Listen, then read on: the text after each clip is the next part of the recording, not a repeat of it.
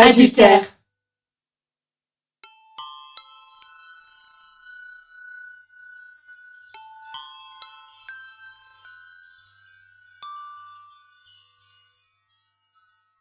Je me dis, c'est dingue.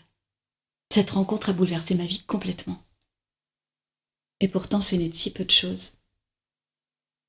Une conversation très plaisante, longue, et puis sans arrière-pensée, le souhait de se revoir. Et lors des autres rencontres, la conviction d'une affinité. Au début, on ne se rend pas bien compte de ce qui est en train de se jouer. Mais avec le temps, ça prend une réalité infinie. Ce plaisir pris à la conversation, l'impatience, l'exaltation de se retrouver, les bienfaits de la tendresse aussi. Et la jouissance physique avec lui que lui et moi n'avions jamais connue aussi exceptionnelle. Ah, exceptionnel! Je me rends compte que nous avons donné du prix à ce lien et qu'il a acquis une réelle consistance. Ça, c'est du costaud. Les liens humains engagent souvent par le seul fait qu'ils existent et qu'ils acquièrent une réelle consistance.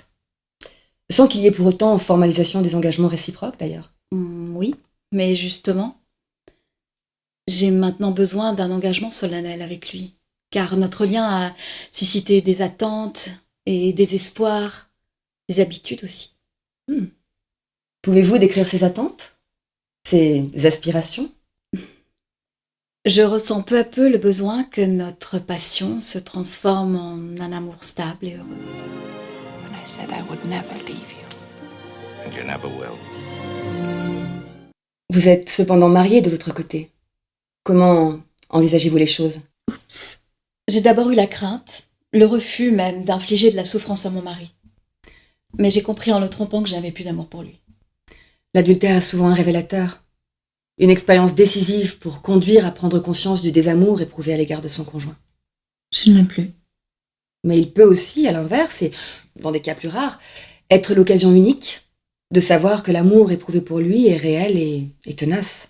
Oh, je l'aime. Je l'aime en fait. C'est dur d'accepter ce désamour pour mon mari. C'est très culpabilisant aussi. Et c'est un épisode très douloureux pour mon mari, bien sûr.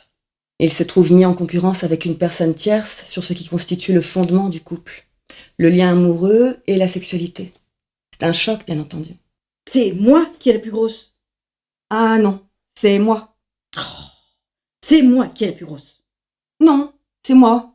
Oui, mais j'ai enfin accepté que prendre l'initiative de la séparation me permet d'accéder à un réel épanouissement. C'est très juste ce que vous dites. Souvent, la personne qui trompe et qui prend conscience de son désamour vis-à-vis de son conjoint souffre et culpabilise car elle a du mal à justifier son acte à ses propres yeux. Mais on a le devoir à l'égard de soi-même de ne pas renoncer à son propre épanouissement. Si vous n'avez pas pu renoncer à la morsure de l'amour, Aïe! c'est surtout parce que ce nouvel amour est un moyen d'aller à la recherche de vous-même. J'ai l'impression de vivre de manière plus réelle maintenant que j'ai pris la décision.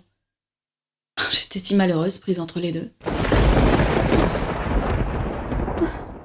J'avais cette double vie intériorisée, des attentes vis-à-vis de mon lien avec mon amant, et un mal-être lorsque je me trouvais en présence de mon mari. L'aspiration à vivre de manière plus réelle.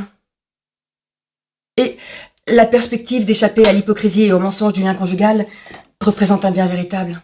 C'est gratifiant d'avoir pu affronter la peur du jugement des autres, la crainte d'infliger de la souffrance à mon mari, d'avoir osé aller vers mon bonheur.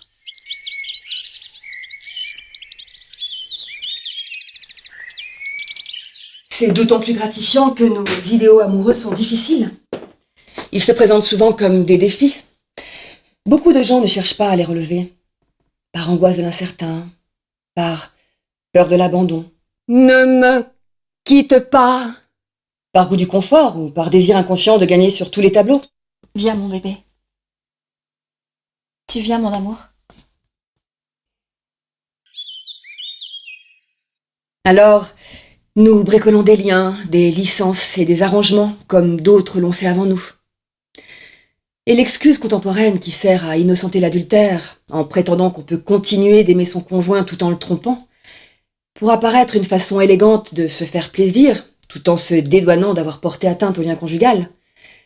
Mais elle sert surtout, cette excuse, à révéler notre degré d'illusion sur nous-mêmes. Qu'est-ce qu'elle a dit là? Autour de moi, j'ai ressenti un jugement moral sur l'adultère.